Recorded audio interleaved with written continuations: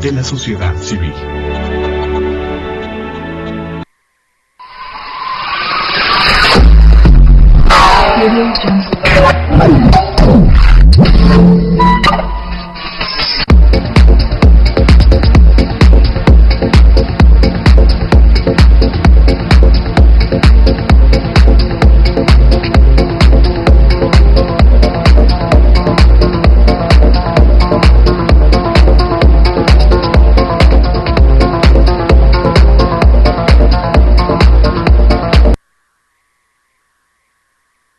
Se encuentran muy buenos días. Estamos de nuevo en su programa Temas, Lemas y Dilemas, correspondiente al día miércoles 12 de noviembre de 2014.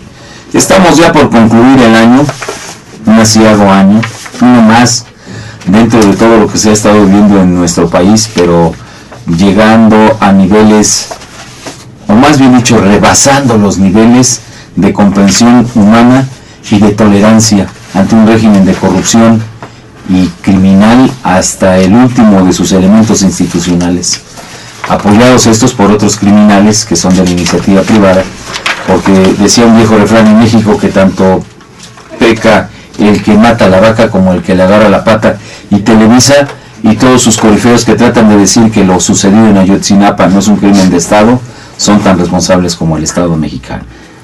Pero bien, el día de hoy vamos a tener un programa que aborda en primera instancia las efemérides con el compañero Jorge Luis Vargas Carrasco, más adelante con la numeral y el compañero David, y vamos a tocar dos temas fundamentalmente, lo que es la revocación de la licitación del tren rápido de México a Querétaro, y ligado íntimamente con esto de la Casa Blanca de Enrique Peña Nieto, él no es dueño de la casa, de su esposa.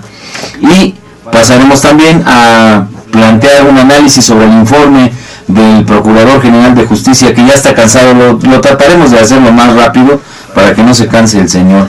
Ya hay que darle ginseng. Entonces, estos son los dos temas, el informe y además los abarca que fueron planteados en Ixtapalapa. Bien, pues, compañero, reiteramos el saludo. Muy buenos días, Jorge. Buenos días, Oscar. Buenos días. Casi tardes ya, ¿no? Casi tardes ya. Bueno, pues, ¿qué les parece si entramos ya de lleno con nuestro programa y pasemos, pues, entonces a las efemérides? Pues bien, en 1906, en un día como hoy, el brasileño Santos Dumont recorre en un aeroplano de su invención 200 metros en 21 segundos, lo que en ese momento pone un récord mundial de duración de vuelo. Fue algo pues muy importante, ¿no? Para el mundo todavía se sorprendía de cosas agradables. Así es. En 1944, en Tromsø, Noruega, 31 bombarderos británicos de la Royal Air Force hunden el acorazado alemán Tirpitz, barco gemelo de Bismarck. Unos 1000 de sus 1900 tripulantes pierden la vida. De esto hace 70 años y fue en la Segunda Guerra Mundial. En 1980, tras un viaje de más de 3 años, la sonda planetaria americana Voyager 1 pasa a 190.000 kilómetros de Saturno, segundo planeta más grande del sistema solar. Las fotografías y películas que envía a la Tierra son de una calidad sorprendente. En ellas se desvela la cantidad de anillos que posee el planeta. También descubrirá 3 nuevas lunas orbitando Saturno, y de esto hace 34 años. En 1982, tras haber muerto Leonid Brezhnev, secretario general del PECUS, el Politburó soviético nombra a Yuri Andropov nuevo secretario general en plena Guerra Fría. Su mandato se caracteriza por el deterioro de las relaciones con los Estados Unidos. Una grave enfermedad renal acabará con su vida en febrero de 1984. Esto hace 32 años. Y en 1984, con el triunfo en las elecciones de Julio María Sanguinetti, candidato por el Partido Colorado, Uruguay sale de la dictadura y entra a la democracia. Y de esto hace 30 años. Voy a dar ahora unas efemérides, Oscar, David, sobre algunos aspectos de nuestro país, que fue el nacimiento en un día como hoy de Sor Juana Inés de la Cruz. Ella fue la musa mexicana que nació en 1561 en un día como hoy, en Nepantla, Estado de México.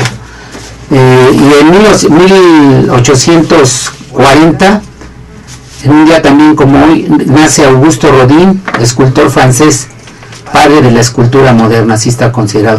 Pues esas son las efemérides del día de hoy, Oscar, David y amable auditorio. Bien, pues siempre es bueno traer a valor presente o al presente, como lo quieran ver, hechos que nos hacen reflexionar sobre cuál ha sido el transitar de la humanidad. Y bueno, pues para llevarnos más a la realidad, vamos a pasar con el compañero David a la numeralia. La numeralia del día de hoy, ¿a qué se va a referir, mi buen David? Gracias, Oscar. Bien, la numeralia del día de hoy es en relación a las modificaciones que ha sufrido desde su origen hasta nuestros días, hasta julio de 2014, nuestra Carta Magna, que como sabemos, de acuerdo al artículo 133 de nuestra Constitución, es la ley fundamental, ¿no? Entonces, voy a dar estas cifras que parecieran un poco tediosas, las voy a dar muy rápido, pero para hacer algunos comentarios de conclusión. Por sexenio, podemos decir que a partir de la creación de la Constitución de 1917, en febrero 5, se han dado las siguientes modificaciones. Con Álvaro Obregón, 8 modificaciones a la Constitución, con Plutarco Elías Calles, 16, con Emilio Portes Gil, 2, Pascual Ortiz Rubio, 4, con Abelardo Rodríguez, 22, con Lázaro Cárdenas del Río, 16, con Manuel Ávila Camacho, 18, con Miguel Alemán Valdés, 30, con Adolfo Ruiz Cortines, 2, con el señor Adolfo López Mateos, 11, con Gustavo Díaz Ordaz, 18, con Luis Echeverría Álvarez, 40, con José López Portillo, 34, con Miguel de la Madrid Hurtado, aquí hay que ponerle mucha atención porque estamos hablando ya del periodo neoliberal, fíjense nada más la diferencia, 66 modificaciones, con Carlos Salinas de Gortari, 58, con Ernesto Cedillo Ponce de León, 77, con Vicente Fox Quesada, 31, con Felipe Calderón Hinojosa, 110 modificaciones, y a la fecha, a julio de 2014, con el titular actual del Poder Ejecutivo, el señor Enrique Peña Nieto, la Constitución lleva 21 modificaciones. Es decir, nuestra Carta Magna ha sufrido 605 modificaciones en toda su historia. Al cuerpo de la Constitución, aunque también hay algunos transitorios, ha habido modificaciones, lo que da un total de que en artículos transitorios ha habido 9 modificaciones, artículos transitorios de decretos de reforma, 4, lo que da un gran total de 618 modificaciones a nuestra Carta Magna. Esto, como lo comentó recientemente pues un especialista en el tema, el señor Porfirio Muñoz Ledo, un artículo que yo recomiendo, que se llama Por una nueva Constitución, que fue publicado por el periódico El Universal, plantea varias situaciones, Jorge y Oscar. Una, que nuestra Constitución está totalmente parchada y desordenada. 618 modificaciones la hacen, dice él, como una de las, no solamente de las 5 más antiguas, sino de las más modificadas a nivel planetario. 2, que estas modificaciones, particularmente en el periodo neoliberal, por eso hice el acento a partir del señor Miguel de la Madrid Hurtado, que fue en 1982, han sido, no para, como se le ha venido planteando desde su origen, nuestra Constitución, no para mejorarla, sino para eliminar aspectos fundamentales como es la propiedad estatal, o más bien propiedad pública, perdón, a nuestros recursos naturales y energéticos. Es decir, lo que muchos compañeros hablan de las contrarreformas, uno de los gentes que ha venido insistiendo en ese concepto, el compañero José Antonio Almazán del Sindicato Mexicano de Electricistas, que él plantea que las reformas que están dando en el cuerpo de nuestra Constitución son contrarreformas porque están precisamente desarticulando el pacto social que se dio en 1917. Y como tercera conclusión podemos plantear que esta Carta Magna requerimos restaurarla. Es decir, ya no representa el espíritu original con el que fue creado, es decir, establecer grandes planteamientos como era el derecho a la educación laica y obligatoria en el artículo 3º, en el artículo 27 con sus diversas modificaciones desde la propiedad inalienable de la tierra, después la propiedad de la nación sobre sus energéticos, y en el 123 el derecho al trabajo suficiente y digno. Eso ha sido totalmente vapuleado por los gobiernos neoliberales, que queda muy claro que representan en este sentido al imperialismo norteamericano y a sus corifeos. Entonces, nuestra Constitución urge restaurarla, y ese es uno de los planteamientos que con esta cuestión, digamos, de analizarla, pongo yo en la mesa para el análisis de usted, que es el mejor juez al respecto. Bien, pues es muy interesante el saber que 618 modificaciones no es tan solo un acto, digamos, en muchas de ellas, y particularmente las realizadas en el sexenio o en lo que va del sexenio de Enrique Peña Nieto, un acto contrarrevolucionario.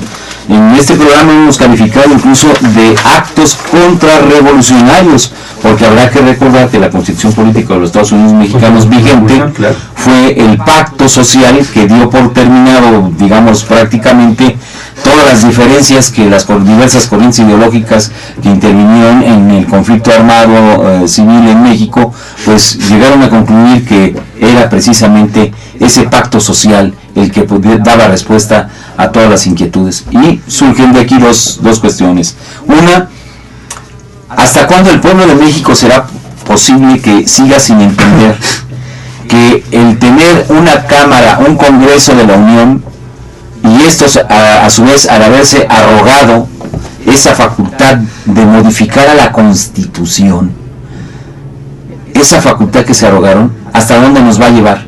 Es decir, si no reconoce el pueblo de México que tiene que entrar a una nueva definición en donde solo un Congreso Constituyente es el que tenga la potestad para hacer los cambios de fondo a la Constitución, y obviamente para que éste exista deben convocarse a las elecciones del mismo exprofesamente. Es en la elección de un Congreso Constituyente que nos dé un nuevo pacto social, porque como veremos más adelante en las intervenciones al respecto de lo que es la revocación de la licitación del tren rápido a México-Querétaro y el escándalo, que no es un escándalo sino es un verdadero atraco sobre la famosa Casa Blanca de Enrique Peña Nieto, que como dije ya, perdón, no es del señor Enrique Peña Nieto, sino es de su mujer.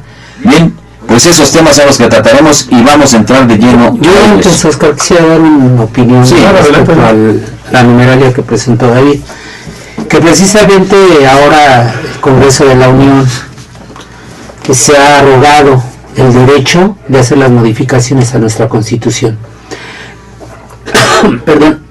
Me parece entonces que debiera de haber un freno para que el Congreso, que está para otras cosas, no sea el que se arrogue esa posibilidad de estar contrarreformando nuestra Constitución, que es lo que ha dicho David, y que se han perdido varios derechos que teníamos constituidos en la lucha armada de 1910, ¿no? La propia revolución, y que es cambiada totalmente nuestra Constitución de 1917. Yo creo que tendríamos que estar buscando, yo no sé, la población ya sostenía esto, Oscar, que tendría que ir presionando para que los diputados se tenga que hacer un constituyente como fue en 1917. Y entonces sí, se pudiera pasar a dar marcha, a hacer las modificaciones que correspondan a la Constitución. Es decir, ¿cómo les amarramos las manos a los intereses creados que hay de lo que hemos venido sosteniendo y ratificamos en esta mesa? De los intereses que tienen esa élite política y la empresarial, que es la que verdaderamente ha dañado las necesidades de toda la población mexicana, ya lo dijo David, la educación, el empleo, etcétera, etcétera. Entonces yo quería dar esta opinión en función de que algo se tiene que hacer para que ya la Cámara de Diputados y la de Senadores no sea la que tenga las facultades para hacer las modificaciones a la Constitución, sino que se forme un constituyente y que tenga las facultades como fue en 1917, ¿no? Bien, pues es ahí en donde de nuevo nosotros insistimos que si la población en México no toma más en serio su papel en torno a la vida nacional, entonces todos estos hechos vendrán ocurriendo. Y no es, como dice el ínclito, se me ocurre, sino acabamos de observar precisamente cómo las consultas ciudadanas fueron desechadas, tiradas por la borda. No vamos a tocar el tema hoy aquí, pero sobre todo creo que pudiera ser, y habrá que ver, esto está ubicado en la cláusula 35 me parece, en la consulta popular, ¿quiénes tienen la potestad de hacerlo?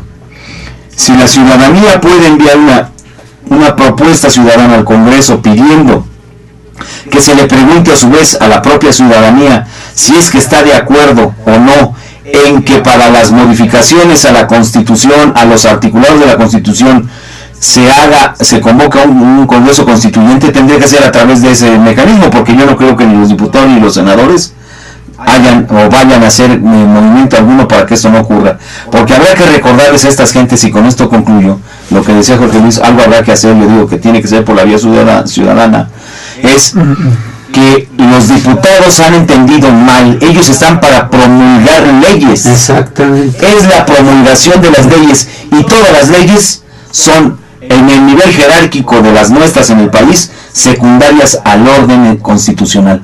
Cada artículo de la Constitución puede tener una o las leyes que consideren necesario el constituyente, siempre y cuando las justifique desde la técnica jurídica, pero no haber entendido con una liberalidad terrible, muy a favor de las élites gobernantes y económicas, todas las modificaciones que se han dado.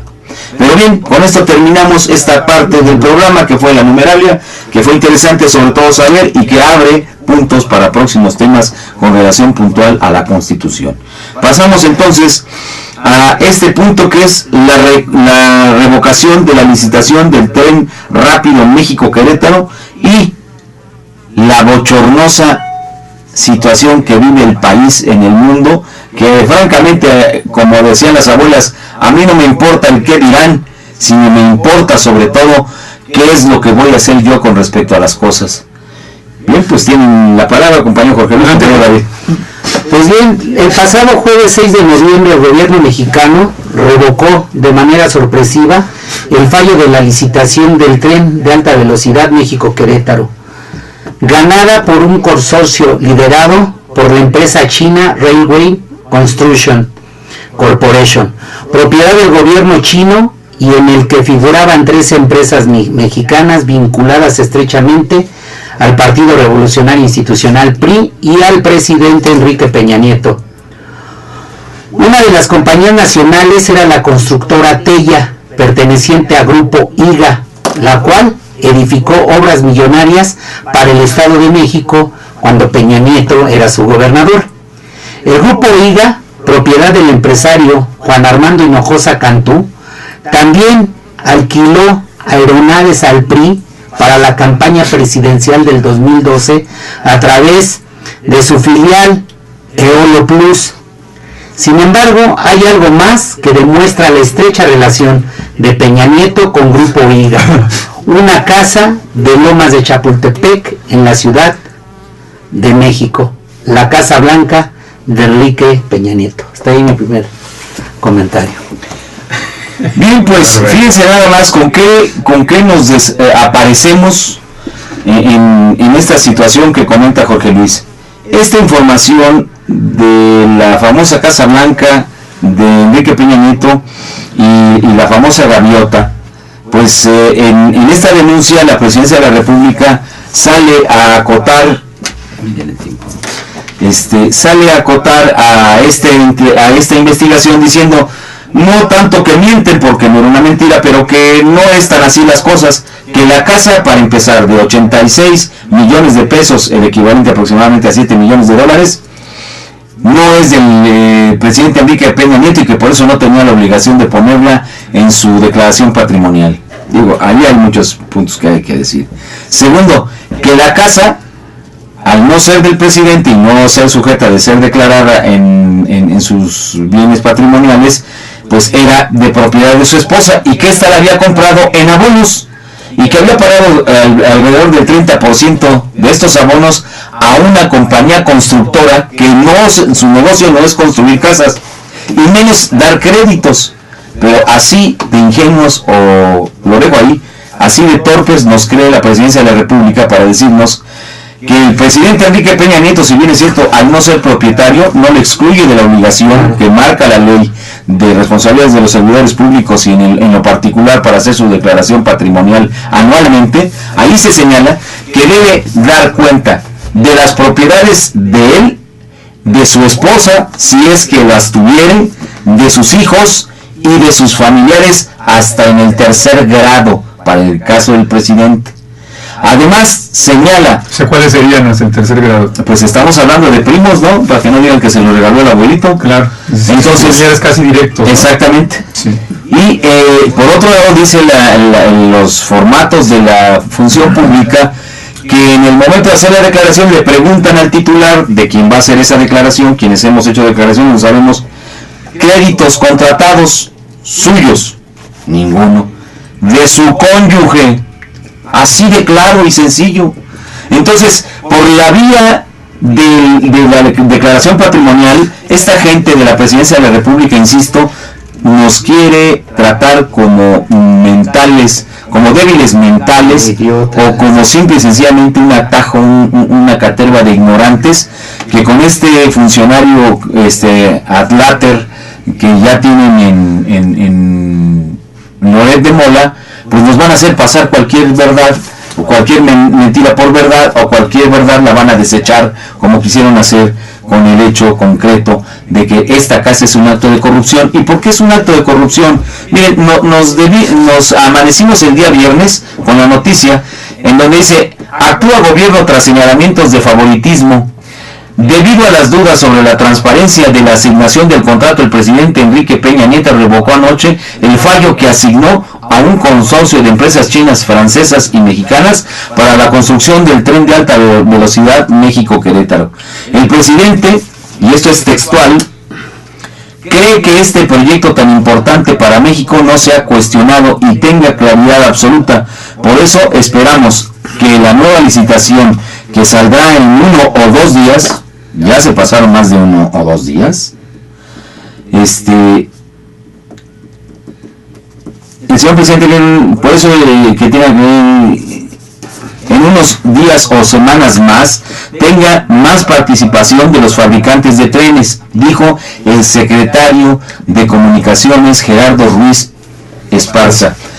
Hasta ahí dejó esta parte del comentario de la prensa, porque miren, han tratado de seguir o han ido en la línea de engañar a quien se deja y de manipular, porque en distintos momentos, y particularmente lo decimos abiertamente, quien más ha impulsado esta discusión sobre el tren es Carmen Aristegui, entrevistó al propio secretario de Comunicaciones y le preguntó clara y abiertamente si él consideraba que no había los indicios o las razones motivadas para pensar que había cierto favoritismo al haber dado pues marcha adelante a una licitación en donde los demás participantes habían abandonado la licitación. Es decir, la pregunta concreta era: señor, si había 3 o 4 interesados y se retiran los 4 y solo dejan a uno, ¿es correcto que así siga? Dice: sí, porque todos tuvieron el mismo tiempo. 2 meses. 2 meses para preparar sus licitaciones. Fíjense, punto número 1, deben tomarlo con mucha claridad. Tuvieron el mismo tiempo, 2 meses, para presentar su respuesta a la licitación, o lo como dice Jorge Luis en términos comunes, el concurso. Y le pregunta después esta periodista Carmen Aristegui: señor, ¿es cierto que hay una cercanía muy estrecha entre la constructora IGA, porque llevó adelante innumerables contratos en el momento en que el señor Peña Nieto era gobernador? Y le dijo: no, estos se dieron en el mismo procedimiento actual, mediante licitaciones. Es decir, hay una analogía. se dio con procedimientos similares al que estamos. Estamos ya con una segunda declaración en donde el propio secretario de Comunicaciones miente al decir que no hay una relación estrecha, para que finalmente la periodista le preguntara, bueno, y entonces tampoco tendrá nada que ver que la otra constructora mexicana sea propiedad del cuñado de Carlos Salinas de Gortari. Es decir, es hermano de su actual esposa, la nueva esposa, no la que en los tiempos de la reestructuración de los 90s. Con estos tres elementos nos vamos ya a lo que es la investigación que dice Jorge Luis. Bueno, después de que sale el vocero de la presidencia diciendo todas estas aberraciones, que la señora, ¿cómo se llama? Gaviota. Angélica Rivera. La señora Rivera, perdón. Que la señora Rivera pagó de sus ahorritos el 30%, yo creo que se los consumió todos. Pero resulta ser que la constructora que dice que dio ese financiamiento y que hizo posible que la casa se las construyeran a modo, es decir, hay todo un reportaje y en ese documento señala cómo el arquitecto entrevista a Peña Nieto y a la señora Rivera previo a que éste asumiera la presidencia de la República y previo incluso a que se casaran, a diseñar una casa a modo, ¿sí? Es decir, no hay la posibilidad de que la señora desde antes tuviese la propiedad o la intención de comprar esa casa, porque no existía esa propiedad, no estaba en venta, eran terrenos. Pero por si fuera poco, el día de hoy sale nueva información en donde deja de manifiesto que, por ejemplo, la casa que está a espaldas de esta Casa Blanca, que es de propiedad de Angélica Rivera, no la compró tampoco la señora. Se la donó Televisa. Se la donó Televisa. Es decir, yo también puedo entender que es como una especie de, ¿cómo le llamaremos? Salario en especie. Porque acuérdense nada más que la crítica de todos los gobiernos neoliberales ha sido para esas cosas denominadas salarios en especie. Por ejemplo, a los trabajadores del Sindicato Mexicano de Luz y Fuerza del Centro, miembros del Sindicato Mexicano de Electricistas, les cargaron un enorme descrédito, entre ellos el gobernador del Estado de México, en donde les salía un anuncio que tocaban la puerta y decía, señora, vengo por mis 2,000 pesos de la corrupción, y después salía en el anuncio, mientras usted paga energía eléctrica, estas gentes se les da dinero y no pagan la energía eléctrica. Bien, sin desviarme del punto, tal pareciera que la señora Angélica le dio Televisa una casa producto de los servicios prestados. ¿Cuáles fueron estos? Quién sabe, parece ser que engloba todo, desde la actuación hasta todo lo que acostumbran en esa empresa, pero finalmente ahí está. Es decir, la señora con esto no puede acreditar que ha sido capaz de comprar inmuebles en esa zona. Y después quisiera ya agregar, Oscar, se le dona cuando o después, en 2004, después de que contrae matrimonio con en ese entonces gobernador del Estado de México, hoy presidente de la República. No sé en qué año. Eso lo documenta ayer el periódico La Jornada, en donde se dice que no hay casualidades, le donan la casa a Televisa una vez que ella contrae matrimonio con Enrique Peña Nieto. Pues hay un poco de contradicción, porque dicen que esta donación se hizo en el año de 2004, que es el último en donde la señora tiene firmados contratos con Televisa. Es decir, que la señora no tiene contrato de exclusividad firmado con esta empresa desde 2004. Pero bueno, más allá de estas contradicciones, que todas reafirman que la señora no tiene la capacidad económica de comprar un bien inmueble en esa zona. Y fundamentalmente tenemos que pasar a la siguiente. Bueno, si nosotros hiciéramos una abstracción muy rápida, en donde decimos, bueno, a ver, ¿qué es lo que pasa con el dinero que esta señora dicen que tiene y no tiene? ¿De cuánto estamos hablando?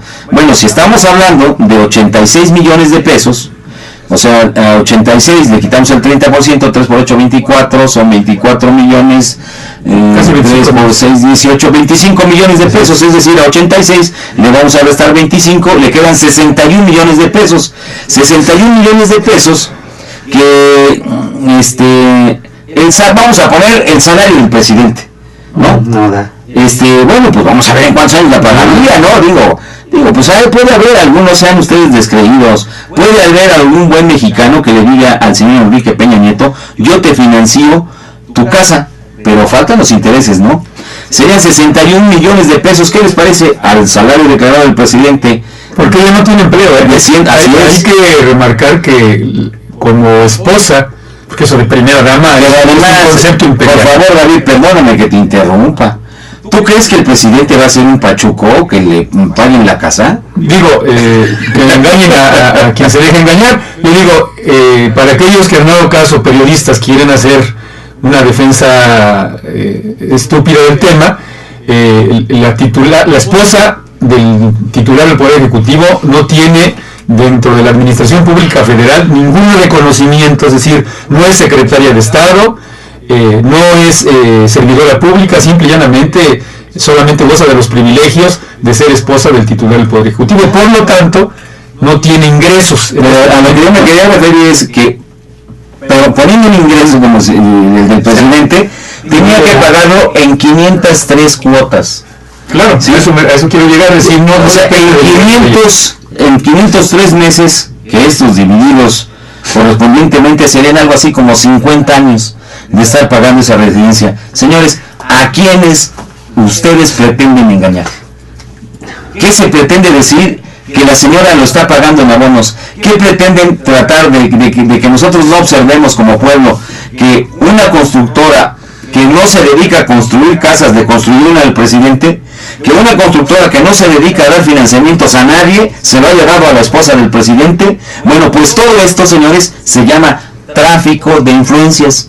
Ni más ni menos, tráfico de influencias. Yo quiero dar una opinión, Oscar. Yo desde aquí digo que todo lo que ha dicho la presidencia y ha dicho Televisa son puras mentiras. Y que en base a la mentira, pero utilizando los medios masivos de comunicación, tratan de engañar al pueblo. Solamente que hay una cuestión que ya Televisa no puede descartar, es lo que la contrarresta, que son las redes, no, el internet, el Facebook, los correos, el Twitter, todo eso no lo puede contrarrestar Televisa, a pesar de todo el poder que tiene, ¿no? Y nos enteramos precisamente en las redes que porque hasta la presidencia dijo, ¿no?, que siempre ha sido una destacadísima actriz, la señora Rivera. Solamente, le dan como dato, tiene 13 telenovelas, en las cuales 6 de ellas ha sido protagónica. Y solamente tiene una película que la hizo con el actor, comediante que es Rafael Inclán. O sea, nada destacado, que haya por lo menos estado cerca de ganar hasta un Ariel, ¿no? Algún premio, nada absolutamente. Y entonces viene aquí el cuestionamiento que hacías tú, Oscar, que somos tan idiotas para no entender, por muy bien que les pudiera pagar Televisa, pues miren, que además sería bien desproporcionado y sería una ofensa para todos los trabajadores de este país. Pues yo ganaría ella. Yo retomando tu punto de vista, miren, en México ningún actor gana por película lo que pudiera hacerse o imaginar con la señora Rivera. Los portales, por ejemplo el de quién, bueno, si fuera Brad Pitt, la señora Angelina Jolie, eso también cobraría 20 millones. ¿De qué? Por una película. De dólares, sí. Entonces, si sale en la residencia en 86, en 8 miserables millones, 7 miserables millones de dólares para estos famosos, pues con una película la pagan, ¿no? Brad Pitt gana 30 millones por película, Leonardo DiCaprio gana 59 millones por película, Tom Cruise pues 75 millones por película, y los más amoladores, que es Anne Hathaway, ganan 5 millones por película. Digo, ¿a quién pretenden verle la cara? La señora, bueno, y eso que estamos tomando en consideración de sus ingresos pasados, todos los pósters que están en las vulcanizadoras en donde está encuadrada la señora, bueno, con la venta de todos esos pósters, o sea, es definitivo que aquí hay una malversación de recursos económicos de la nación, porque volvemos a lo mismo. Si esa casa tuvo un costo de 8 millones, y ahorita fíjense nada más cómo pretenden irse discutiendo las cosas de manera distinta, o cómo quieren mediatizarlo. Primero, La casa no es de Peña Nieto, es de la señora la compró con su dinero. Se acabó el problema. No, señores, el problema radica en que la constructora estaba involucrada en un contrato que se le dio para agradecerle todos los favores, entre ellos la construcción de la casa, pero el asunto no para ahí, porque la constructora no le va a regalar la casa a Peña Nieto, la constructora le va a cobrar a Peña Nieto esos 8 millones de dólares. ¿Y cómo se los va a cobrar? Probablemente de las mochadas que le dé, vaya usted a saber cómo, pero aquí está hecha la cuenta, y el salario del presidente, sin tocar un solo centavo de chivo, tendría que pagar 50 años. Entonces, ¿quién les cree esto? Hay una malversación de fondos, porque de algún lugar va a salir el dinero para pagar esos 8 millones de dólares. Ya sea por una corruptela, es peor tantito, es delito sobre delito, y segundo, o sobre algún empréstito o caja secreta o lo que sea que vaya a tomar Enrique Peña Nieto. Fíjate, Oscar, yo ahí tengo una opinión, quizá pueda ser hasta controvertido con lo que tú dices. Ahí están los intereses creados, que tú dices, ahí está el conflicto de intereses exactamente. Sabemos que esta empresa, estos empresarios, Hinojosa, le facilitaron aviones, helicópteros para su campaña presidencial. Estuvo en la licitación también del aeropuerto de Toluca, y en relación también con una empresa extranjera, OHL. Ellos construyeron el aeropuerto. Son intereses ya creados, ¿no? Y viene lo de la casa. Yo hasta me pongo a pensar igual, pues ¿sabes qué? Pues ahí está la casa, yo te la doy, y ahí están los intereses. A mí me va a costar esa casa, lo que ya estamos diciendo, 87 millones de pesos. Está documentado, está hecho por un valuador, no el valor de la casa. Si de ahí se desprende entonces que después en la licitación que se había dado para lo del tren, y que también esto hay que discutirlo, porque qué repercusiones va a tener, van a indemnizar o qué va a suceder con la empresa. Esa es la otra parte de aquí. Pero termino. ¿Cuánto iba a costar aquí? Y lo conocemos, es público, 50,000 millones de pesos. Entonces para IGA, pues ¿qué serían 80 millones de pesos, no? 8 millones de dólares, 7 millones de dólares. ¿Cuánto me tendría que recuperar? Pero tú me das la obra de ahí, mira, hermano, pues ahí salimos bien para... Está el tráfico de influencias, es lo que daña al país, Oscar. Porque el tren va a ser con recursos públicos, es con recursos de toda la población mexicana. Por favor, es lo que tenemos que entender, Oscar. O sea, no estamos hablando sobre si esta es una nota de sociales, o si esta nota corresponde a algún chisme o alguna infamia política. No, se trata que al final de cuentas, como bien lo acaba de decir Jorge Luis, representa dinero del erario, representa parte de esos 4 billones de pesos, que va a tener el presupuesto de ingresos de la Federación para el año 2015. De eso estamos hablando precisamente. Y en ese sentido, bueno, pues yo no sé quién pueda argumentar a favor de esta parejita, el que sigan manteniendo este tipo de canonjías y de beneficios, que estamos ciertos, no son los primeros, y que ojalá sean los últimos, porque definitivamente el país ya no aguanta entre tanto robo, entre tanto asesinato, entre tanta impunidad, y sobre todo en la mayor producción de pobres que históricamente haya tenido nuestro país. Cada año aumentan y aumentamos en nuestro propio ingreso el descenso de lo que vamos teniendo. Ya ni hablar del salario mínimo, ya ni hablar de lo que es una canasta básica alimentaria. Son millones y millones de pobres en México que solo ven pasar estas noticias, y son realmente aquellos a quienes Televisa con La Rosa de Guadalupe quieren que se enajenen para que no vean nada de esto, y en última instancia ahora van a empezar a tender. No lo he visto todavía por ahí, pero no dudo que salga algún programa tratando de sacar la biografía de la señora Rivera, y nos la van a poner como que viene desde muy abajo, que es como sus telenovelas, la criadita que se convirtió en dueña de la casa, y después se hizo rica. Ahorita está la reproducción. Esa es exactamente, nos la van a plantear esa como una realidad nacional a nivel de telenovelas. Quisiera dar 2 comentarios al respecto, dos señalamientos. Una, nos encontramos aquí, en mi opinión, con un proceso más que se ha venido dando en los últimos 32 o 34 años de entrega y daño al patrimonio nacional. Hay un destacado economista que fue Premio Nobel de Economía, Joseph Stiglitz, que ha venido planteando algo que no es casualidad. Él comenta que en los países en donde se ha entregado la soberanía nacional, que se han entregado los recursos públicos, el patrimonio nacional, como es el caso mexicano, que se ha venido entregando no solamente los recursos energéticos, sino el campo, la soberanía alimentaria, etcétera, a países imperialistas, se ha venido dando a través de un proceso de sobornización de sus funcionarios.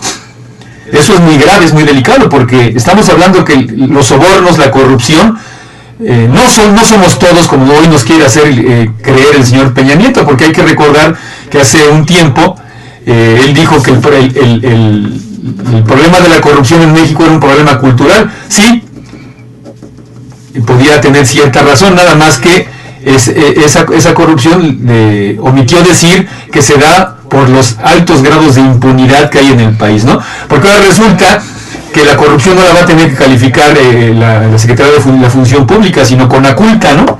Que es porque como es un problema cultural, pues tendría que ser CONACULTA, la Comisión Nacional de Cultura en México, quien califique o no los actos de corrupción. Aquí hay un grave problema de sobornización al titular del Poder Ejecutivo, que en cualquier otro país, quiero comentarlo, sería materia para que en este momento se le estuvieran haciendo investigaciones de carácter judicial a la pareja presidencial, y que esto implica, nos lleva a otra conclusión, sería muy omiso no decirlo.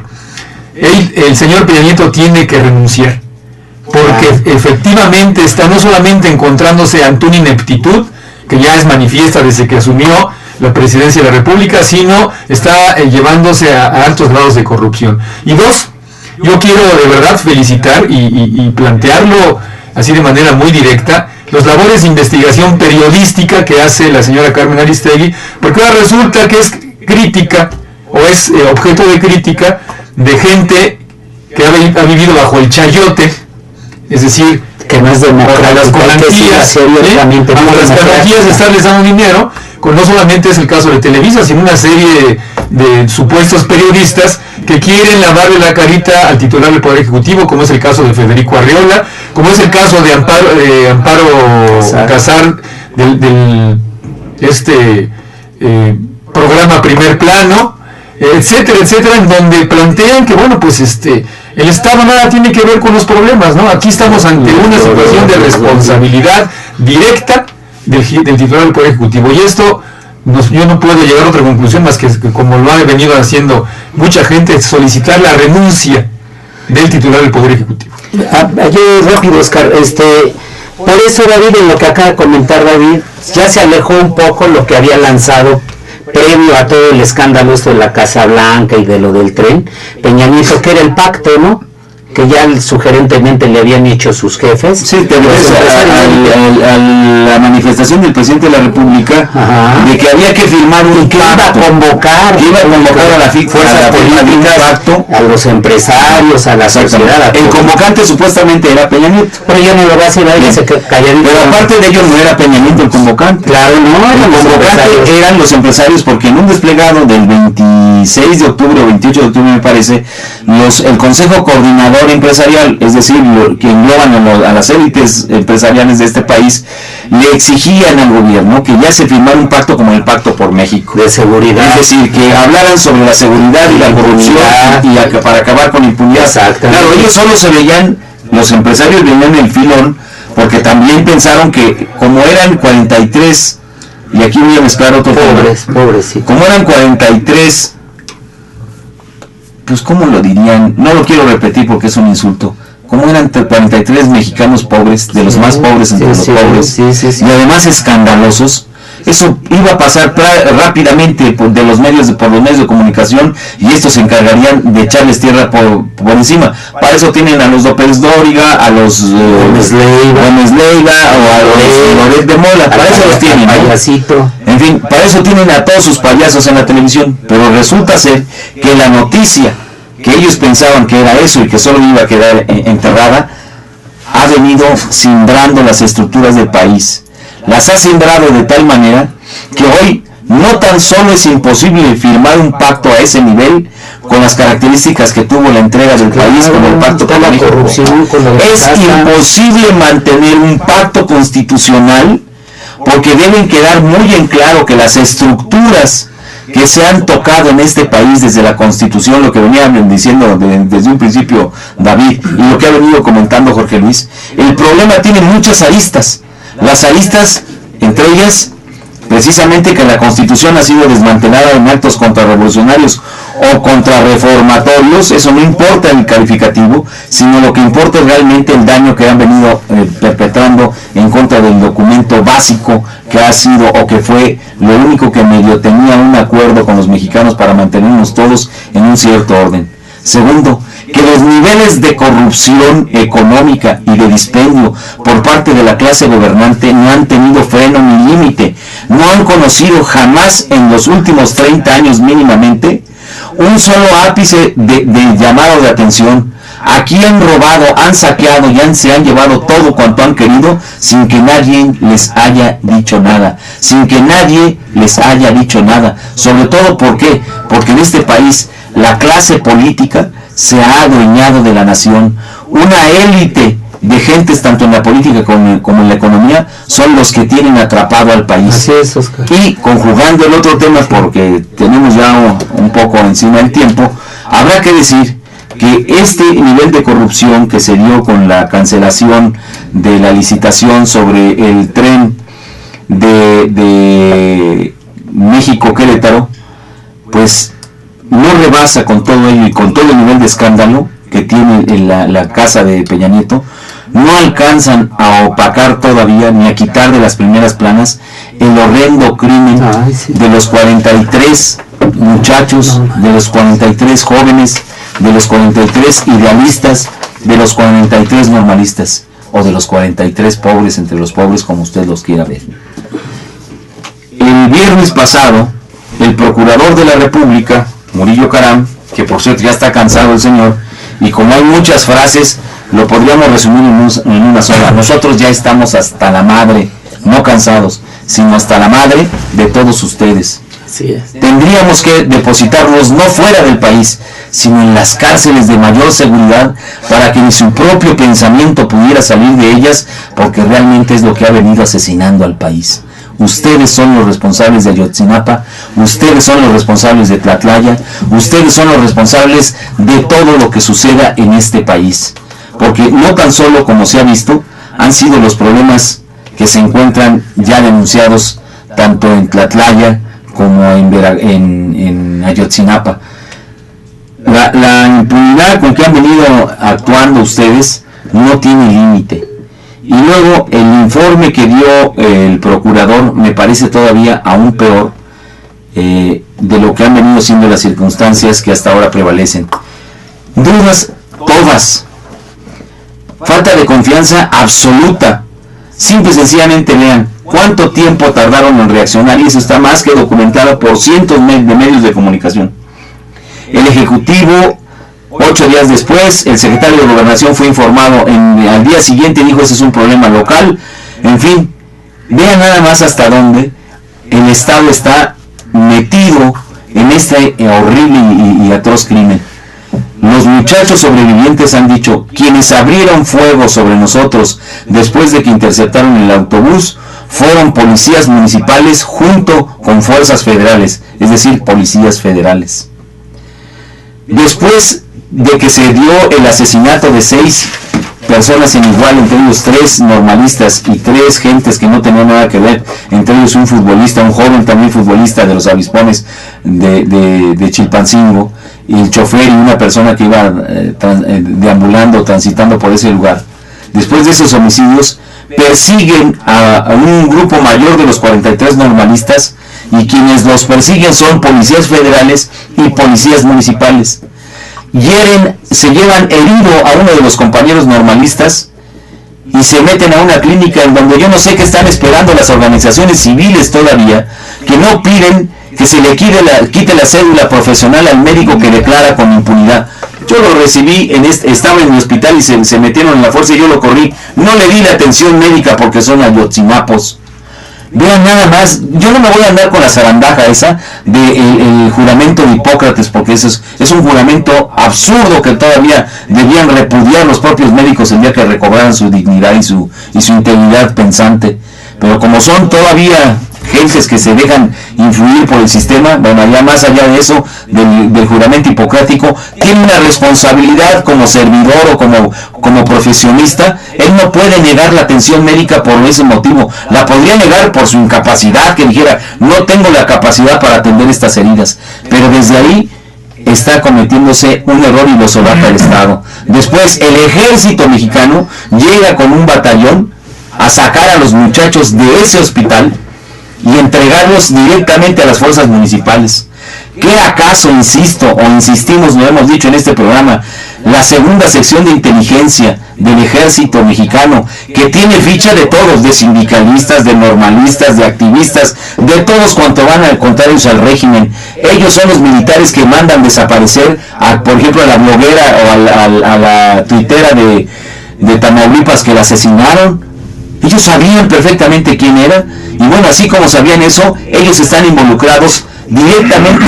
Entonces las autoridades a nivel estatal, a nivel municipal, a nivel federal y sobre todo el ejército, con estas intervenciones, con la omisión del secretario de Gobernación, con la omisión del secretario de Seguridad, con la omisión del propio presidente de la República, no quieren admitir que es un crimen de Estado, pues a mí me parece que tendríamos que estar totalmente equivocados como para no entrar en una discusión con quienes tratan de defenderlo, porque hace unos días o el día de ayer sale un documento, un escrito de este jurista mexicano, ¿cómo se llama? Valadez, Diego Valadez, en donde hace una reflexión, a mí me parece sumamente importante.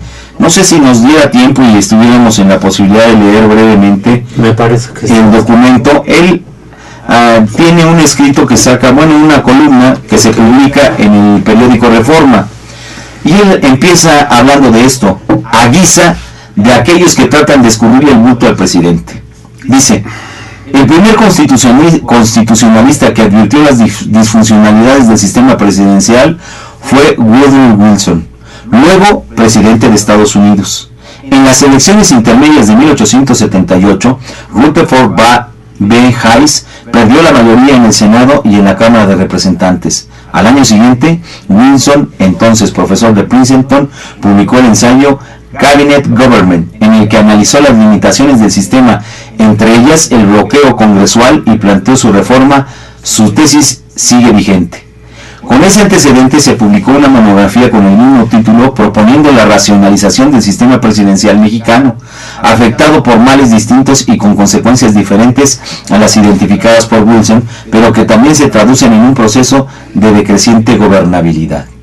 Nuestro problema, dice Valadez, nuestro problema viene de muy atrás y se acentuó a partir de que la sociedad pudo expresar con libertad sus decisiones electivas, como resultado de las cuales la integración de los órganos representativos y la titularidad de los órganos de gobierno que reflejan la pluralidad del país.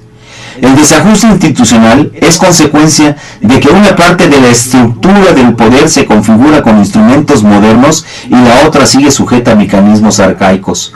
Hoy tenemos los procedimientos electorales, las instituciones representativas y la jurisdicción constitucional que corresponden a un sistema democrático, que no dice que es democrático, sino que corresponde a un sistema democrático. Pero coexisten con un régimen de gobierno vetusto, propio de un poder concentrado. Esta contradicción afecta el desempeño adecuado de las instituciones, incluso de las que mejor funcionan, como lo comprueban los hechos cotidianos que exhiben a un país cada vez menos gobernable. El progresivo decaimiento de la gobernabilidad se hizo evidente desde hace más de una década, y la falta de remedios adecuados no ha hecho sino acentuar ese déficit. Mientras nada cambie, el pronóstico solo puede ser el de un deterioro en aumento que ya no depende de las intenciones, de la determinación y ni siquiera, de la capacidad de quienes desempeñen las funciones de gobierno. La disfuncionalidad es estructural y la desconfianza social es real. Ambas se potencian de manera recíproca. Para poner en sintonía al conjunto institucional hay que reformar al régimen de gobierno. Si se hace bien, ese cambio podría producir un giro en la confianza social. Sería un gran paso para frenar la merma de gobernabilidad cuya velocidad tiende a aumentar y para restablecer la eficacia institucional. Se atribuye a Luis XIV haber expresado la frase aquella de "el Estado soy yo", aunque nunca se ha encontrado el discurso, la epístola o el testimonio de un tercero donde figure semejante expresión. Nadie, en cambio, ha dicho "el gobierno soy yo", aunque en este caso podrían haberlo afirmado los presidentes de México con un fundamento en que de la Constitución en su artículo 80 dice: se deposita el ejercicio del supremo poder ejecutivo de la nación en un solo individuo, el presidente constitucional de los Estados Unidos de América. De México. De México, perdón. Mexicanos, pues. Esa fórmula fue tomada de la Constitución estadounidense, pero allá se impusieron numerosos controles congresuales sobre los presidentes y sobre sus colaboradores que nuestras normas no retomaron. En un sistema presidencial, el gobierno de gabinete significa que el presidente sigue siendo el jefe de Estado y de gobierno, pero con un cambio importante. El artículo 80 debe ser reformado para establecer que el presidente es el jefe de gobierno, pero no todo el gobierno, claro, él solo. En un Estado constitucional democrático, el gobierno recae en un órgano colegiado, gabinete o consejo de ministros, cuyos integrantes son aprobados por el Congreso y pueden ser removidos con libertad por quien los presida. En México, la ratificación ya se prevé con una opción, pero a partir de 2018. Ese gabinete debe contar con las facultades expresas en la Constitución para que cada uno de sus integrantes rinda cuentas frecuentes y periódicas de su ejercicio ante el Congreso. Si un gabinete con esas características fuera, además de unidad nacional, como en el que en su momento, según el periodista, dice que Manuel Ávila Camacho logró, se propiciaría que contara con el apoyo político del Congreso y se recuperaría la confianza en la sociedad. Hasta ahí dejo la lectura y quiero solo hacer puntualización en 3 elementos. El primero: hay quienes quieren en este momento sacarle las castañas del fuego tanto a Peña Nieto como a los secretarios de Gobernación y el procurador, que empiezan por señalar, pues si Peña Nieto no es presidente, no es policía, pues si Peña Nieto no es el gobernador del estado de Guerrero, pues Peña Nieto no es el responsable de lo que haga o no la policía y el procurador. Miren, no le den vueltas. El presidente, el procurador, el secretario de Gobernación, todos ellos, aparte de depender de él, al igual que el ejército, que su jefe nato de las supremas, el jefe supremo de las Fuerzas Armadas, de la Armada, y todas esas payasadas, es Peña Nieto. ¿Saben qué sucede? Cuando en este país se les permitió hacer todo y la gente no reaccionó, aún y a pesar de que hubo 150,000 muertos en los últimos 12 años, aún y a pesar de que aparte de los 43 maestros normalistas desaparecidos de Yotzinapan, hubo más de 25,000 desaparecidos, levantados o ejecutados. Mientras todo eso sucedía, todo iba viento en jauja. Y entonces sí, el presidente, como decían las abuelitas, tilingolingo, ¿a dónde te pongo? Pero hoy los Loret de Mola, los Dame la Micha, los López Dóriga, los Ciro Gómez Leiva, ninguno de ellos nos va a pretender ver de nuevo como ingenuos o como minusválidos mentales, porque para eso ahí están las redes, como decía Jorge Luis, y de ello tenemos que difundir que el artículo 80 señala expresamente que se deposite el ejercicio del supremo poder ejecutivo de la Unión en un solo individuo, el presidente constitucional de los Estados Unidos mexicanos, que es Enrique Peña Nieto. No le demos vueltas, él es el responsable directo y por tanto, por corrupto, por asesino, por omiso, ya no digamos por ignorante. Simple y sencillamente esos 3 elementos que han quedado plenamente demostrados en la sociedad, debía estar siendo removido de su puesto. Debía en todo caso también el Congreso de la Unión, por haber fallado y por haberse arrogado funciones de transformar a toda una constitución, debía de desaparecerse los poderes en este país y debía constituirse, precisamente llamarse a constituir un nuevo constituyente para darnos una nueva constitución. Pero eso que hay poca gente que lo sabe y lo cree, porque desconocen qué señala el artículo 39, David. El poder que ¿Qué señala el artículo 39? Bueno, el artículo 39 señala que la soberanía reside en el pueblo. Visto así, yo ahí tengo una opinión muy crítica, pues efectivamente el pueblo tendría que ser consultado para cualquier transformación que se diera en este país. ¿Por quién? Consultado tanto por el titular del Poder Ejecutivo, tendría que ser consultado por el Poder Legislativo, diputados, senadores, y tendría que ser consultado por el Poder Judicial. No es así. Nada más que Oscar y Jorge, quiero aquí hacer un señalamiento. El artículo 39 se ve nulificado por lo que establece el artículo 41, es decir, en donde dice que esta soberanía la ejerce el pueblo a través de sus representantes populares. Ahí es donde desvirtuó totalmente ese artículo.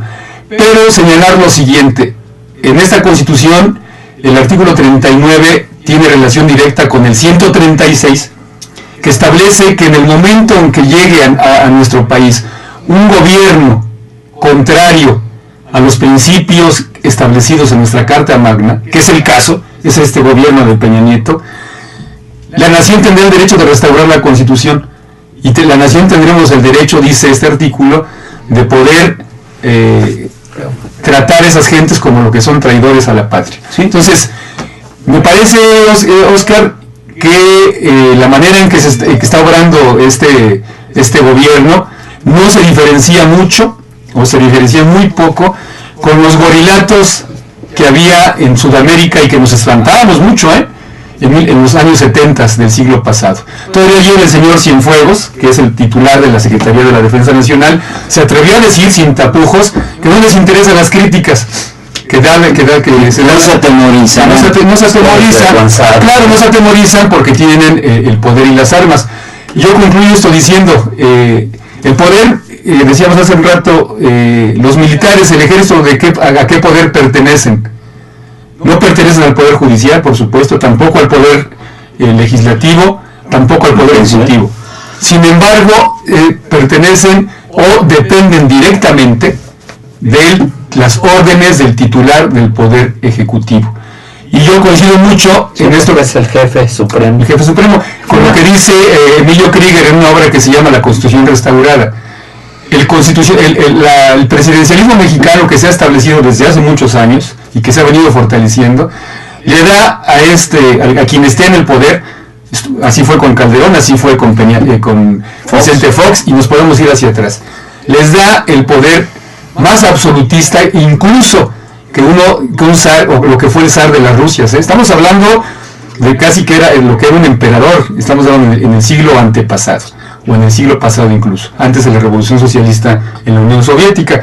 Entonces, prácticamente, Oscar, creo yo que nos estamos encontrando ante una cuestión, efectivamente, o se recomponen esas cosas por vía pacífica, con el establecimiento de un constituyente exprofeso para restaurar la Constitución, o nos vamos a encontrar como en 1824 y como en 1917, que la nación, ya harta de este despotismo, de este autoritarismo, va a tomar las cosas por su propia mano, y nos encontramos entonces que para elaborar una Constitución nueva, pues sería producto de una revolución. A eso nos están llevando, Nadie está haciendo apología de la violencia. Jorge, ¿quiénes son los que están llevando a cabo las acciones violentas en este país? Ellos, por cierto, si me permites hacer ahí un paréntesis contigo, David. ¿Quiénes son los que incendiaron, por ejemplo, la puerta del Palacio Nacional? Es gente infiltrada del propio gobierno. Ya lo soltaron, ¿no? ¿Qué es lo que está sucediendo, pues? ¿Y cómo tratan otra vez con sus corifeos de la televisión y los medios masivos de comunicación, y luego los políticos, de que se rechaza la violencia cuando ellos son los que la están implementando? Tratan de engañarnos. Fue lo mismo que hicieron, Oscar, David, que nos hicieron creer con todos los medios, y vimos la tendencia. Hace 15 días lo estábamos diciendo, ¿no? De cómo en las notas salieron, detuvieron a Barca en Bastión del PRD, por ejemplo. En Iztapalapa. Y ya quedó también de manifiesto que no lo detuvieron ahí en Iztapalapa, Oscar. Que, mira, de verdad que no nos cuenten esa de vaqueros, ¿no? Sí, denuncia. Marina Peña y Angélica Rivera, ¿no? ¿Te refieres a lo que dijo el padre Solalinde? No solamente, ya estaba desde antes un columnista y un periodista del Universal, lo describe perfectamente. ¿Te recuerdas el nombre del columnista? No me acuerdo. Solalinde habla que fue detenido en Veracruz. Ese mismo que dice y que lo sembraron. Claro, hay que desacreditar ahora al partido que firmó el pacto con ellos, ¿no? Más que otra cosa, hay que virar ya para lo electoral. Todo lo que sea necesario para el electoral. Porque ellos los mantienen, ¿no? Porque a todos los políticos, incluso días después de que se hizo ya público y empezó a tomar una fuerza terrible el reclamo nacional sobre lo ocurrido en Ayotzinapa, se reunió el presidente del PRD, del PRI y del PAN. Y todo el mundo pensaba que saliendo de ahí las declaraciones iban a ser en torno a una acción conjunta para tratar de resolver esta crisis humanitaria que vive en México. No. ¿Saben para qué se reunieron los señores? Para ponerse de acuerdo sobre la civilidad y la investigación de sus futuros candidatos para las próximas elecciones del año que entra. Claro, de ese tamaño, primero son las elecciones para toda esa clase política. Para ellos es esa la democracia. Y por eso precisamente, tanto para el procurador como para para Peña Nieto, todo el asunto de Ayotzinapa se reduce a cómo vamos a manipular, y ya entramos en un periodo de elecciones en donde no se van a combatir las fuerzas políticas, se van a confrontar nada más. Porque una vez que pase la elección, si es que nosotros permitimos que sigan los mismos, entonces se darán la vuelta y dirán, bueno, pues esta vez cuánto perdiste, como si fueran jugadores saliendo de un casino. ¿Y tú cuánto perdiste? ¿Y tú cuánto ganaste? No, yo perdí esto. Oye, yo te presté hace 2 meses, ¿por qué no me prestas una lana ahora que me fue mal en esto? Así es como se manejan las cosas en el país, dentro de las condiciones que se dan en la política y en la economía en México, ¿no? Aquí la pregunta, Oscar y Jorge, no sé su opinión, y el público que nos observa, sería cabe hacer el siguiente cuestionamiento. ¿La gente irá a votar en estas elecciones? Ellos van a apostar al regaleo de sus grandes partidos, de gente del PRI, por gente del PAN, por gente del PRD. Digo, a estas alturas me parece que no hay credibilidad, de acuerdo, claro, nos tratan como anestesiados, es decir, o con unas despensitas la gente irá a depositar otra vez el voto a favor de sus partidos. Ahí está la interrogante. Yo creo que algo que ha venido planteando Oscar, pues en este punto resalta qué respuesta vamos a dar la gente, ¿no? Si vamos a seguir en esa vía de cada quien solamente resolver nuestros problemas individuales, o de plano iniciamos un proceso ya, no de que se vayan todos, Oscar, sino de ya exigir, movilizarnos y pedir la destitución de estos 3 poderes, porque no hay contrapesos. Hoy el Poder Judicial, por ejemplo, Emilio Krieger, yo ahí difiero y con eso concluyo, hablaba de que el Poder Judicial debe de intervenir en un nuevo constituyente. Los 11 ministros, por ejemplo, que hoy, además de que tienen un ingreso millonario, todo lo que dice el Poder Ejecutivo lo acatan. Esta era la pregunta, ¿no? Y por eso le doy la razón a López Obrador, en el sentido de decir que en este país las instituciones están que se vayan al diablo, están podridas las instituciones. Entonces, se le van con todo. Qué interrogante y tan difícil, ¿no, Oscar? Bien, pues miren, aquí es en donde debemos llegar a un punto en donde no nos quedaremos con este mal sabor, sino hay que pasar a las propuestas.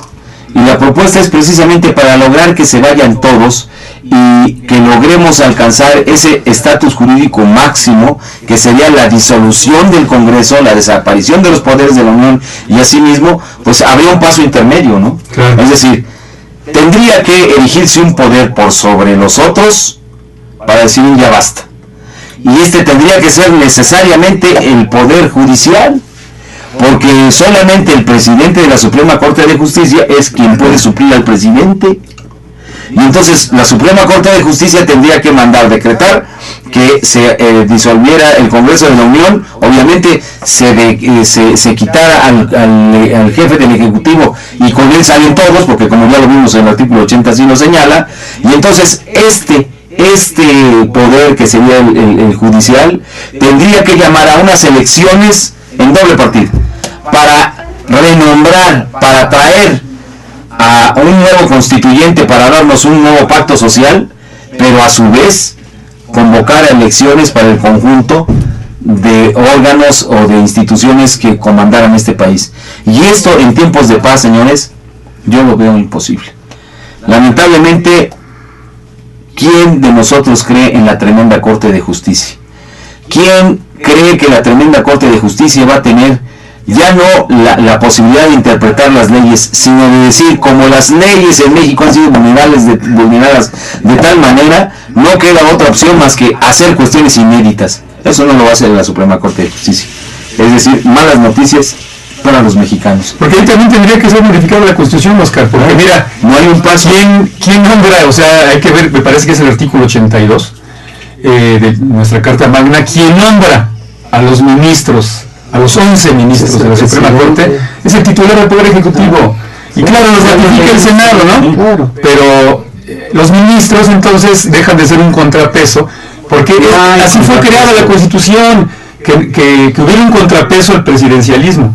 Es decir, que hubiera un equilibrio entre el Poder Ejecutivo, el Legislativo y el Judicial. No, más bien, ahí no puede haber un contrapeso para los tres.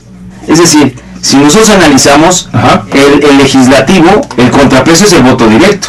Es decir, los ciudadanos son los que deben tejer en su mente, cuando hay diversas opciones, qué contrapeso le pondrían. Digo, no es lo mejor, ni siquiera lo pongo como un ejemplo a seguir, pero estos contrapesos solo los puedes ver en ocasiones en Estados Unidos, como ahora que el presidente fue reelecto, pero que la mayoría de sus ciudadanos no está a favor, entonces manda al Congreso de la Unión, pero por una decisión interna del Congreso, de darle una mayoría a los republicanos en este caso, en donde debe haber un equilibrio. Y bueno, por ejemplo, el equilibrio en la Suprema Corte de Justicia se supone que se establece a través de los nombramientos y nominaciones que pasan por la Cámara de Senadores, por el Congreso. Y entonces, esta ley por ejemplo, el artículo 80 que mencionábamos anteriormente, es el único que le podría dar un equilibrio al Ejecutivo, quitándole esa determinación de que el gobierno soy yo.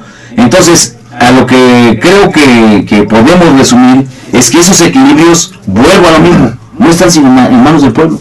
Claro, porque no tenemos figuras de democracia directa.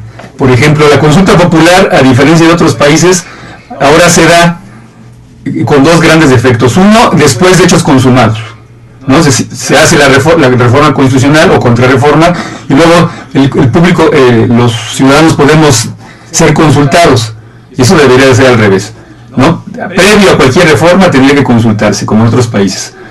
Y dos, hay otras figuras que se dan en América Latina, como por ejemplo es el caso de Bolivia, que es el referéndum y el plebiscito. Eso es democracia directa. En este país no se da. No tenemos esas figuras, y por lo tanto, pues entonces yo hablaba como un contrapeso en ese sentido. No podemos pedirle ni al Poder Judicial ni al Poder Legislativo que acoten en este caso, las facultades del presidente de la República, porque están sometidos al titular del Poder Ejecutivo. Eso lo tenemos que cambiar. Porque entre otras las cosas, David, el problema va más de fondo, lo que tú decías. Si nosotros nos vamos al texto de lo que dice el artículo 39, la soberanía nacional reside esencial y originalmente en el pueblo. Todo el poder público dimana del pueblo y se instituye para beneficio de este. El pueblo tiene en todo tiempo el inalienable derecho de alterar o modificar la forma de gobierno. Pero ahora sí que de inmediato dice que el artículo 40, que es voluntad del pueblo mexicano constituirse en una república representativa. Ya. Ahí le dio el traste al 39. Con eso se acabó el 39. Si existiera o no sería lo mismo, porque con que apareciera el artículo 40, en donde dijera que sin la voluntad, el pueblo mexicano se constituye en una república representativa democrática federal compuesta por estados libres y soberanos y en todo lo conveniente a su régimen interior unidos en la federación establecida según los principios de esta ley fundamental. Esto es tema de un programa más adelante, porque estaríamos yéndonos al origen de las constituciones, y este artículo particularmente estoy cierto que fue una de las decisiones torales y las discusiones entre lo que se llamó la primera constitución de 1824 y luego este periodo de transición a las 7 leyes que planteaba a las 7 leyes que planteó el régimen de Santana para después desembocar, al tirar estas 7 leyes, determinar que el país fuera federalista. Pero un federalismo en estas condiciones, señores, es lo mismo que hubiera seguido siendo centralista. ¿Por qué? Porque la discusión esencial, claro, se da en el centro. ¿Y se da en quién? Pues peor tantito, en el presidente de la República. Y bien, no sé, Isabelita, cómo andamos de tiempo, si ya estamos por irnos.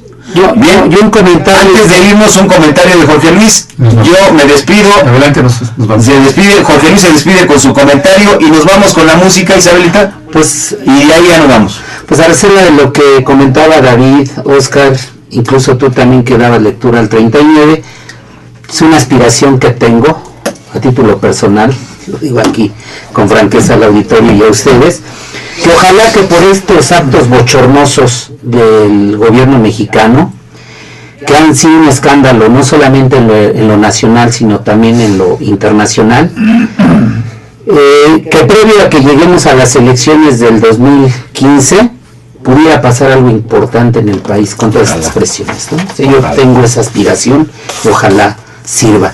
Y por eso termino diciendo que por este tipo de razones, de estos actos escandalosos y bochornosos en nuestro país por parte de quien lo gobierna, Enrique Peña Nieto renuncia.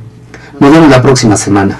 Bien, cerramos el programa, vamos con una canción de Jorge Saldaña en honor a él, que ha muerto, que pocas estaciones de radio han dicho esto, pero el muy ilustre y querido Jorge Saldaña, en donde te encuentres, sigue como estás, sigue bien, sigue revolucionario, sigue firme, sigue como digno mexicano.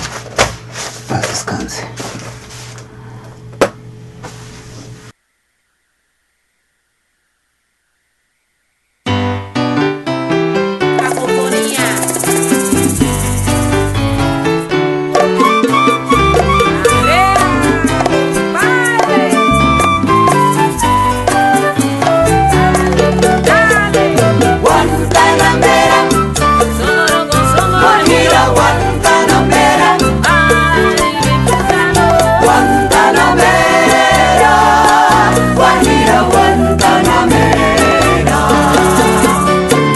Yo soy un hombre sincero de la región petrolera. Yo soy un hombre sincero de la región petrolera. Me he convertido en guerrero para defender mi tierra.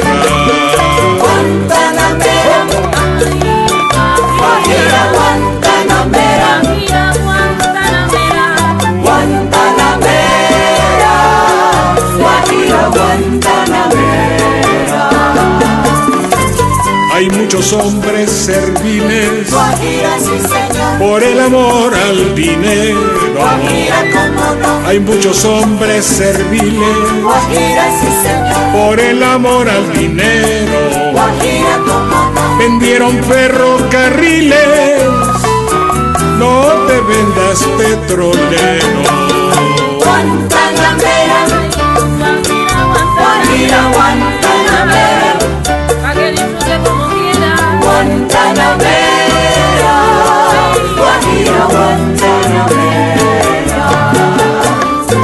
En la entraña de la tierra, Guajira, sí señor, hay algo nuestro guardado. Guajira, cómo no. En la entraña de la tierra, Guajira, sí señor, hay algo nuestro guardado. Guajira, cómo no. Cada mexicano encierra dentro del pecho un soldado. Guantanamera, Guajira, Guantanamera, Guantanamera, Guajira, Guantanamera. Mi mano para el amigo Guajira, sí señor, que nunca voy a ofender. Guajira, cómo no. Mi mano para el amigo Guajira, sí señor, que nunca voy a ofender. Guajira, cómo no. Mas si osare un enemigo, sé lo que tengo que hacer. Guantanamera,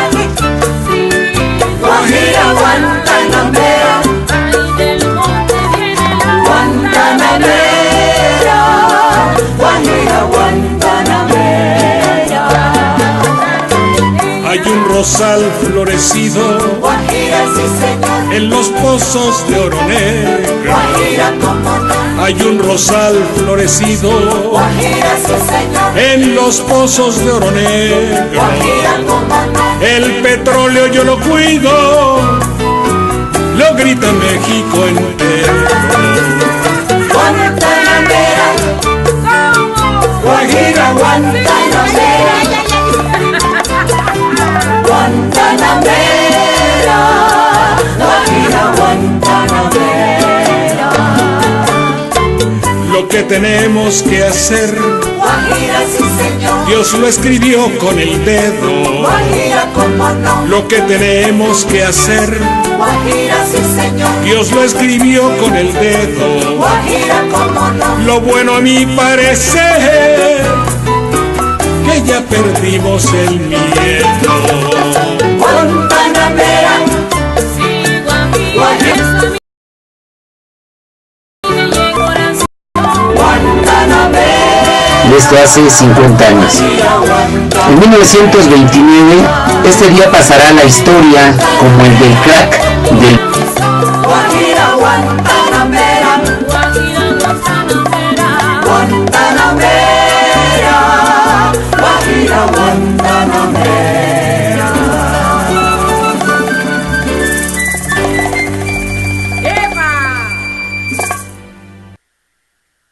Canal Patrio, voz e imagen de la sociedad civil.